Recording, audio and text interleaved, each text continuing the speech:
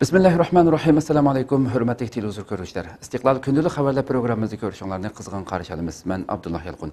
Proqramımızda vətənimiz Şərq Türkistan və dünya gün tərtibində olub atqan ən mühim xəbərlərini huzurunuzğa sunuşdurışımız. Qənəmizə diqqətinizlər ekranımızda olsun.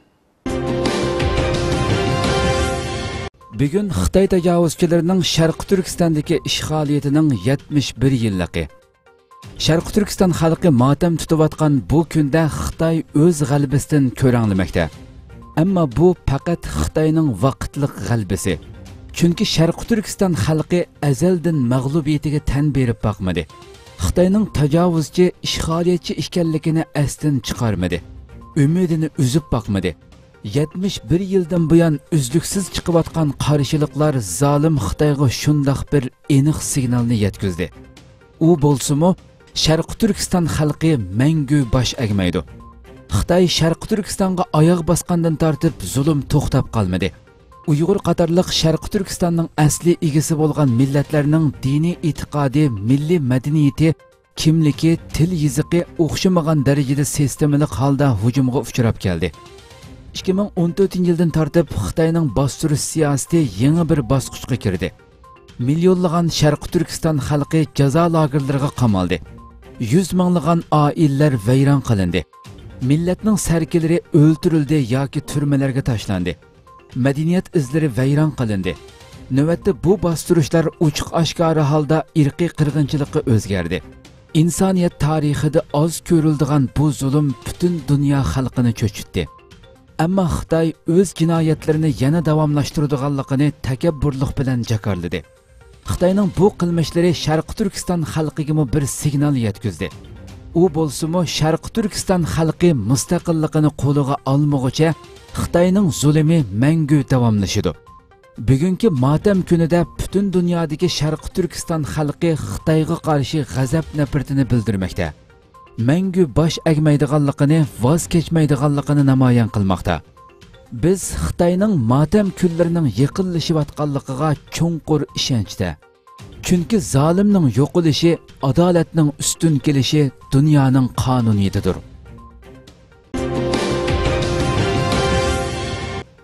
Xitoy ishg'oliyatining 71 yillik munosabati bilan butun dunyoda Xitoyga qarshi keng ko'lamlik namoyish o'tkazildi. Bugun 1 oktyabr Xitoyning Şərq Türkistonni ishg'ol qilganligining 71 yillik munosabati bilan dunyoning ko'plagan joylarida Xitoyga qarshi keng ko'lamlik namoyish o'tkazildi. Garchi Xitoy virus sababli har qaysi davlatlardagi yig'ilish faoliyatlari o'xshamagan darajada cheklamalarga duch kelgan bo'lsa-mu, ammo bular muhojiratdagi Şərq Türkistan xalqining Xitoyga qarshi qadamlarini to'sib qola olmadi. Bugun butun dunyo bo'yicha 103 davlatda Xitoy kompartiyasiga qarshi namoyish faoliyati o'tkazilgan bo'lib, buning ichida Turkiya, Amerika, Kanada, Avstraliya va Yevropa davlatlaridan 40 ga yaqin davlatda Şərq Türkistan tashkilotlari Xitoyning Şərq Türkistondagi ishg'oliyatiga qarshi keng ko'lamlik namoyish o'rinlashtirdi.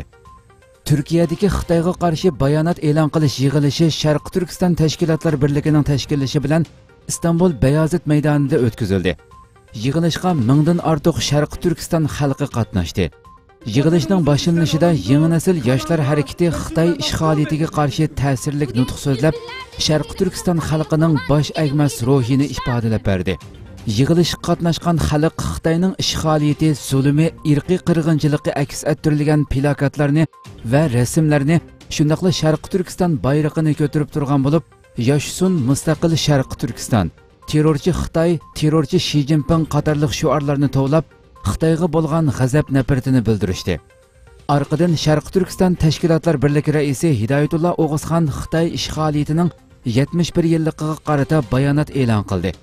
U bayonotda Xitoy Kommunist partiyasining 1949-yili dal mushu kunda Şərq Türkistan, Tibet va Ichki Mong'oliya qatorliq davlatlarni zo'ravonlik bilan besib olganligini, shuningdan tartib bu davlatlardagi xalqlarning dini, madaniyati, tili va yashash huquqini dafsanda qilib kelganligini tunishtirib o'tdi. Shundaqla Xitoyning 2014-yildan boshlab Şərq Türkistonda atalmish tarbiyalash nomi ostida milyonlagan kishilarni jazo lageriga qamab, insoniy huquqlardan mahrum qilganligini, navbatda Xitoy siyosatining uchuq ashkari irqiy qirg'inchilikqa o'zgarganligini ta'kidlab o'tdi. Hidoyatullo O'g'izxon so'zda yana Sharq Turkistonda ijro qilinayotgan inson qilipidan chiqqan davlat terrorligi darhol to'xtatilishi kerak. Sharq Turkistondagi vahshiyliklarning oxirlashi uchun Birlashgan Millatlar Tashkiloti, Islom hamkorlik tashkiloti va Yevropa ittifoqiga o'xshash xalqaro organ va tashkilotlarga chaqiriq qilamiz deganlarni bildirdi. Devletleri, özellikle Türk Müslüman devlet ve yöneticilerini, İslam İşbirliği Teşkilatı'nı, tüm siyasi parti ve uluslararası sivil toplum kuruluşlarını Çin'in Doğu Türkistan'daki soykırım politikasına karşı güçlü tavır almaya davet ediyoruz. Özellikle Türk ve Müslüman devletlerin liderleri konumunda itiraf edilen Türkiye devletini tarihi, etnik, kültürel ve medeniyet bağının temeli olarak gördüğü Doğu Türkistan'da yok edilmekte olan soydaşlarını uluslararası platformlarda güçlü biçimde Doğu Türkistan halkının hak ve hukuklarını koruyucusu olması için çağrıda bulunuyoruz. Arqadan Türkiyədəki bir qism təşkilat rəhbərləri və cəmaət ərbablari Xitayning işğaliyyəti və cinayətləri haqqında qısqacha to'xtalib o'tdi. Bu qitimliq yig'ilishqa TRT, Anadolu xabar agentligi və Al Jazeera qatorliq dangliq axborot organlari və ko'plagan yerlik taratquv organlarining muxbirlari qatnashdi və bu haqda maxsus xabar ishlab tarqatdi. Xi Jinping Sharq Turkistondagi irqiy qirg'inchilikni hassalab kuchaytirmoqchi. Washington Postasi gazeti to'ri 29-sentabr Xi Jinping irqiy qirg'inchilik jinoyatini hassalab kuchaytiryotdi nomli maqola e'lon qilib, Xi Jinpingning hech nimaga qaramay irqiy qirg'inchilik jinoyatini davom qilayotganligini, xalqaroning buningga yetarlik inkos qaytarmayotganligini o'tirg'a qo'ydi. Maqolada aytilishicha, o'tgan 3 yilda Xitoy rejimi Sharq Turkistonda irqiy qirg'inchilikni boshlab, milyonlagan Uyg'ur va boshqa yerlik millatlarni lagerlarga solab, ularni diniy e'tiqodidan voz kechishga, cho'shqi go'shi yeyishga, Xitoy kompartiyasini kuylab she'r o'qishga majburlagan. Uyg'ur bolalarni ota-onasidan ayirib, yotoqliq maktablarda Xitoycha tarbiyalagan va ayollarni tug'mas qilib, Uyg'ur nupusining ko'payishini cheklagan. Hamma yerga kamera o'rnatib, butun xalqni ta'qib ostiga olgan. Xitoyning bu jinoyati xalqaroga oshkora bo'lgan, lekin Amerika va boshqa g'arb ellari hukumatlari uningga qarshi inkos qaytarishga boshlagan.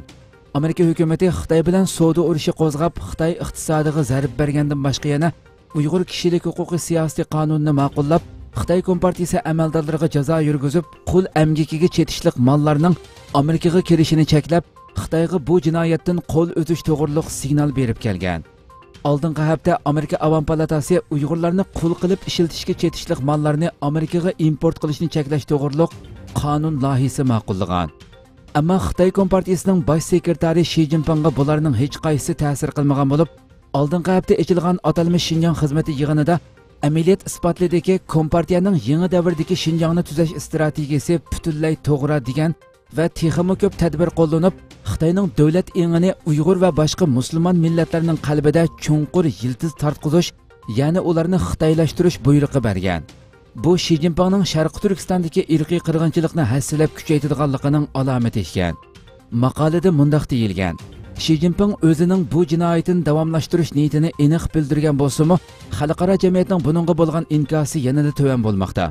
Masalan, Yevropa ittifoqi faqat Sharq Turkistonga tekshirish o'miki avatishdak oqmas bir taklifni o'ttirg'a qo'yishdan boshqa ish qilmadi.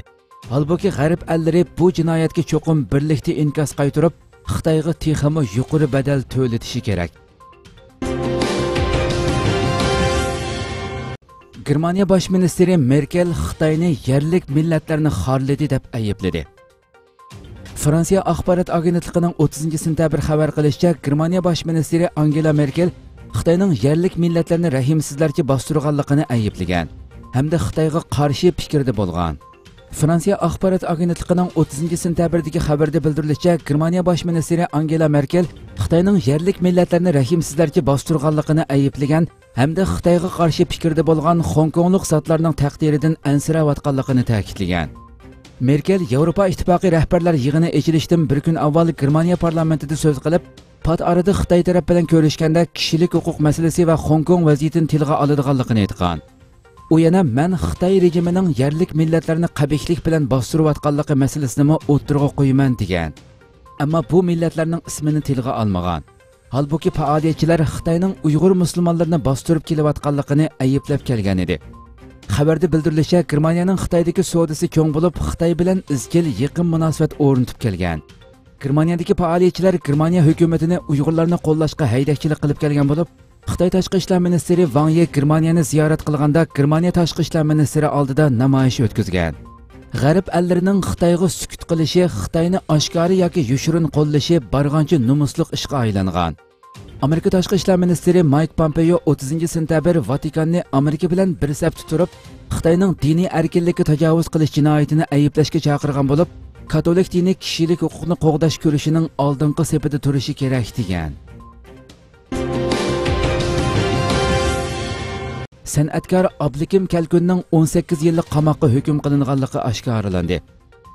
San'at hayoti 30 yil avval majroliq boshlangan va bir necha qitim xizmatidan to'xtatilgan ko'p qirliq san'atkor Abdukim Kalkun 2017-yili Uyg'ur jamiyatining har soha sarkilari qatorida eng dastlab tutqun qilingan.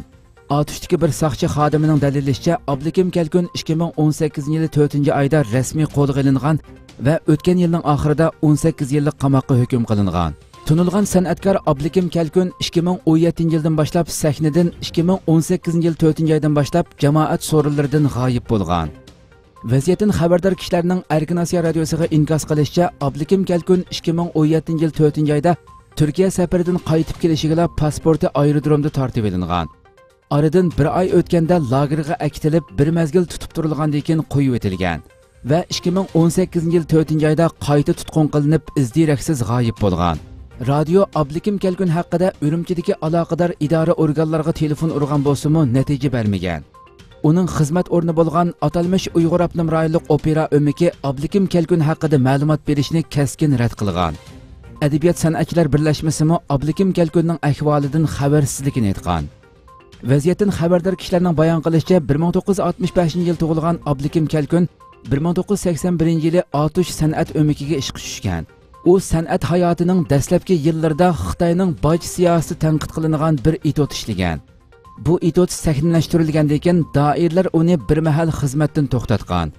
1990-yillarda atalmish Uyg'ur Abnum rayonlik opera o'mkiga yo'tkalgan Abdukim Kalkun muallim, satrashxonada va valoqtakkur qatorliq 100 dan ortiq etodni qalamga olgan va uningda rol olgan. Yaqinqi yillarda naqshi sohasida mahorat ko'rsatib, haq ber, qarindoshlar va assalomu alaykum qatorliq naqshlari bilan olqish qozongan.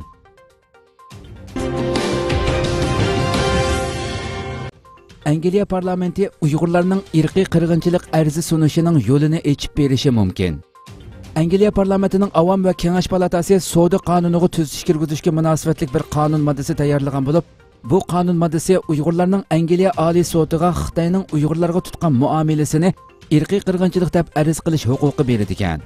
Ma'lum bo'lishicha, mazkur qonun moddasiga asosan, agar Angliya oliy sudi Xitoyning harakatini irqiy qirg'inchilik deb hukm qilsa, bu Angliya hukumatining Xitoy bilan bo'lgan savdo aloqasini o'zishi talab qilindi ekan. Mazkur qonun moddasi sobiq kabinet ministri Angliya konservativlar partiyasidan bo'lgan Avom palata a'zosi Ian Duncan Smith apandining boshchiligida tayyorlangan bo'lib, qonun moddasi boshqa partiya parlament a'zolarining qo'llashiga erishgan. Ian Duncan Smith apandi mazkur qonun moddasiga asosan Oliy sud irqiy qirg'inchilik sodir qilgan deb qaragan har qanday davlatning Angliya bilan savdo qilishini cheklaydiganligini bildirdi. U bayonotida, agar Oliy sud Xitoy yoki boshqa har qanday bir davlatni irqiy qirg'inchilik deb qaralgan bundaq bir xo'rlashda gunohkor deb qarasa, u holda bu davlatning Angliya bilan tuzgan har qanday savdo kelishimi yoki alohida savdo to'xtami rad qilindi deb ta'kidlagan. Angliya Liberal Demokratlar partiyasining parlament a'zosi Layla Moran mazkur qonun moddasini qo'llayotgan siyosiy yo'llarning biri. Uning ta'kidlashicha, Xitoyning Uyg'urlarga qilayotgani dal irqiy qirg'inchilikning o'zi ekan.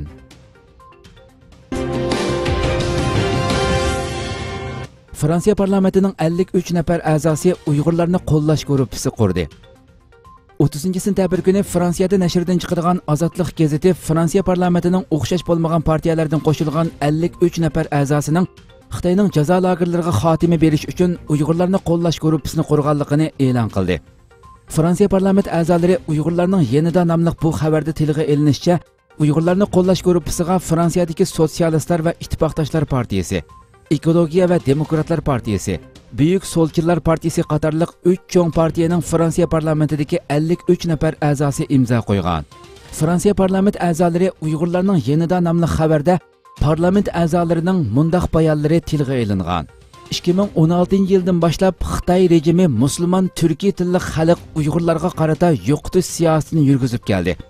30-sentabr kuni parlamentlar kollektivi Xitoyning bu numus lagerini taqash qonunning zo'migarlik, vahshiylik va yavoyilik ustidan g'olib kelishi uchun birlashish chaqiriqini o'tirg'a qo'ydi. Xabarda yana monolar tilga ilindi. Bir xalqning yo'qolishga yuzlanishi bir dunyoning yo'qolishga yuzlanishi bilan o'xshashdir. Navbatda Xitoyda bir tragediya yuz bermoqda. 2016-yilning oxirlaridan boshlab Xitoy rejimi Sharq Turkistondagi Uyg'urlarning aqalli kishilik haq-huquqlariga tajovuz qilib, insoniyatga qarshi jinoyat o'tkazib kelmoqda. Xabarda yana mundaq keskin iboralar o'rin olgan. 2016-yilning oxirlaridan boshlab dunyo Xitoyning g'arbiy shimolidagi insoniy qimmatning barbod qilinishiga ko'zlarini yumib keldi. Sharq Turkiston 21-asrdagi ko'lami eng zo'r bo'lgan turmaga aylandi. 13 millionlik aholiga ega deb taxmin qilinayotgan Uyg'urlardan 1.800.000 dan 3 milliongacha bo'lgan kishi jazo lageriga qamalib, ig'ir azobga duchor bo'lmoqda va o'ldirilmoqda. Maqsad aniq ham rahimsiz. Xitoy davlat raisi Xi Jinping bu musulmon turkiy tilli xalqqa qarata qilchimi rahim qilmaslikni davomlashtirishni talab qilmoqda. Xabarda jazo lagerlaridagi shafqatsiz qiynashlar, majburiy emgak, majburiy tug'mas qilish, cheksiz nazorat, masjidlarning ham qabristonliklarning cheqilishi, narsidilarning ota-onalaridan ayirib etilishi qatorliq fojialarga oid paketlarning barg'ansiri ko'plab oshkora bo'layotganligi tilga elinib, mundaq xulosa qilingan. Paketlar bu yerda irqiy qirg'inchilik yuz berayotganligini, irqiy va diniy jihatdan o'xshamagan qon sistemasiga tava bir millatning planliq ham maqsadli holda yo'qotilayotganligini isbotlamoqda.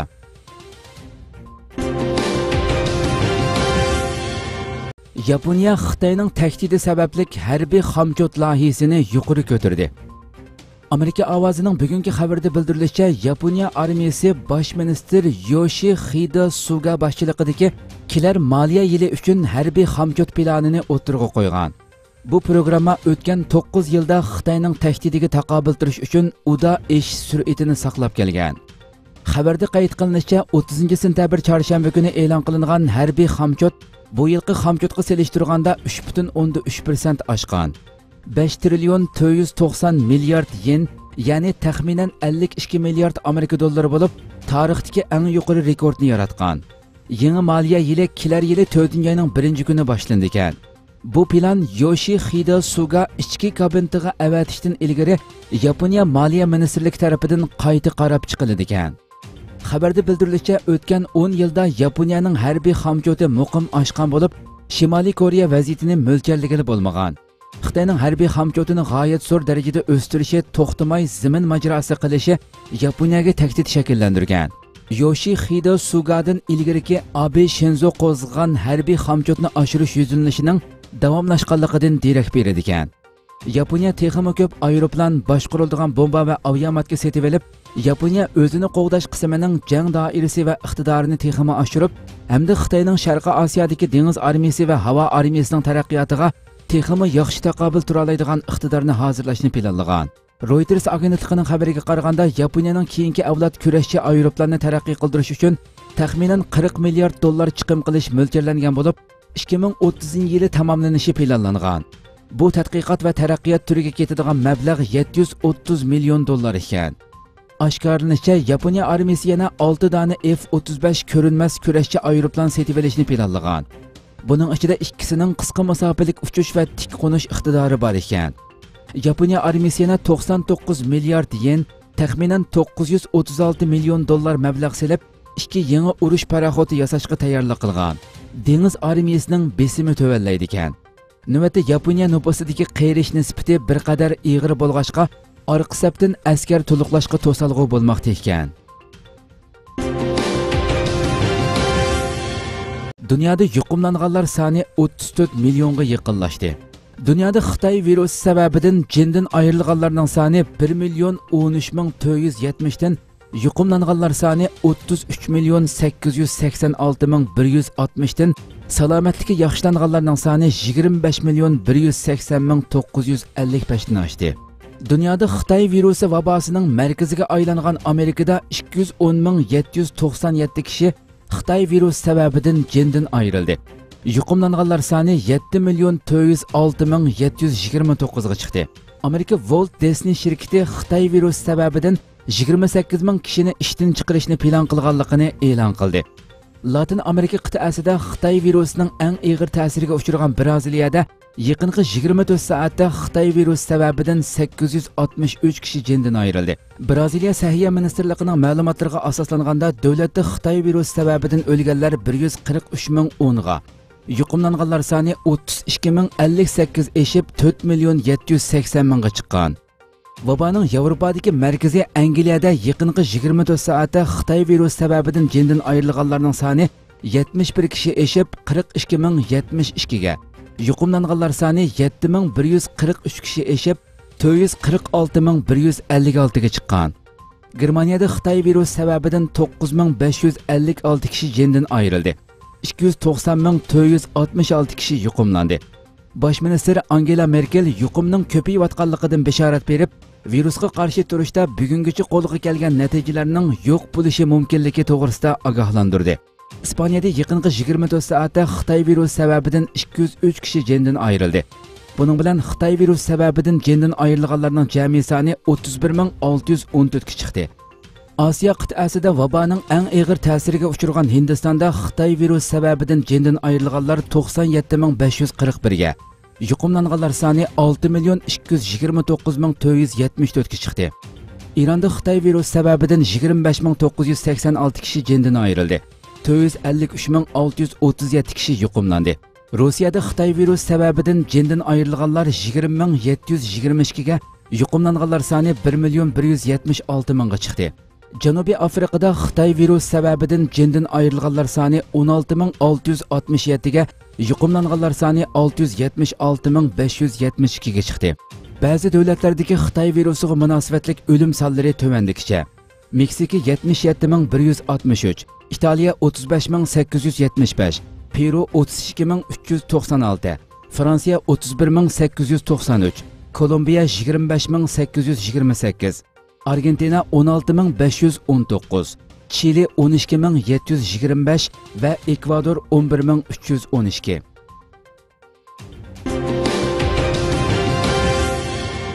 Türkiye'deki Xitoy virusi haqida eng yangi ma'lumot. Türkiye Cumhuriyeti Səhiyyə Ministerligi e'lon qilgan ma'lumotlarga ko'ra, Turkiyada yaqinqi 24 soat ichida Xitoy virusi sababidan 65 kishi qazo qildi. Shuning bilan Turkiyada Xitoy virusi o'tirg'i chiqqandan buyon qazo qilganlar soni 8195 ga yetdi. Bir kun ichida 112.098 kishi tekshirilgan bo'lib, bulardan 1391 kishida virus payqaldi. Mushu 24 soat ichida saqayib doktorxonadan chiqqan 1245 kishi bilan qo'shilib, saqayganlarning umumiy soni 279.749 kishiga yetdi. Ministerlik Xitoy virusi xatirining hali ham davom qilayotganligini, shunglashqa ijtimoiy orliq saqlash, maska taqash va tozaliqqa rioya qilishning intayin muhim ekanligini bildirdi. Hurmatli televizor ko'ruvchilar, shuna qilib bugungi xabarlarimiz mushada oxirlashdi. Inshaalloh atiki programmamizni ko'rishgacha sizlarni Janobiy Allohga topshiramiz. Shuna qilib programma oxirida ekran orqasidagi barcha xizmatdoshlarimga ko'pdan ko'p rahmat aytaman. Assalomu alaykum va rahmatullohi taala va barakatuh.